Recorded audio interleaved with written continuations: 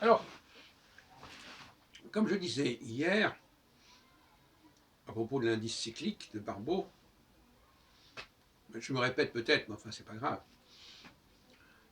La conjonction et l'opposition, c'est kiff-kiff. Ça a exactement les mêmes effets.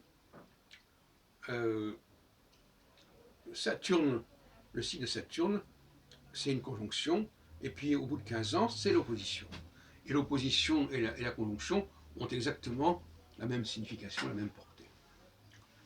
Entre les deux, il y a le carré qui, lui, va basculer par rapport à ça. C'est-à-dire que le carré va apporter une rupture dans le rapport conjonction-opposition. Par conséquent, l'indice cyclique ne tient pas compte de cela, puisque l'indice cyclique, il faut bien comprendre, il descend quand il y a des conjonctions, et il remonte quand il y a des oppositions et autres formes d'aspects. Et ça, c'est l'erreur fondamentale d'André Barbeau et de Bouchon avant lui. Mais c'est normal, puisqu'il fallait absolument qu'ils expliquent. Ils étaient au lendemain de la Seconde Guerre mondiale, il fallait qu'ils expliquent.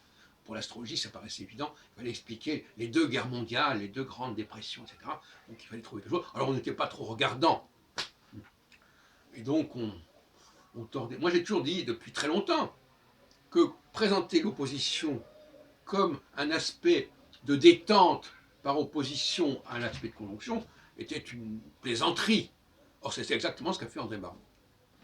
Alors, tant qu'il s'est agi de justifier la Première Guerre mondiale et de montrer qu'il y avait effectivement les conjonctions auraient expliqué ces deux conflits mondiaux, qui correspondent d'ailleurs à une vision un petit peu infantile et naïve du XXe siècle, ça allait. Mais quand il s'agissait d'extrapoler en disant ah ben oui, mais regardez, ça va redescendre, donc il va y avoir une 13e guerre mondiale, là ça ne collait plus du tout, parce que le système, de toute façon, il était vicié dès le départ. Donc il y a quand même des choses à respecter. On ne peut pas faire n'importe quoi et on ne peut pas dire n'importe quoi.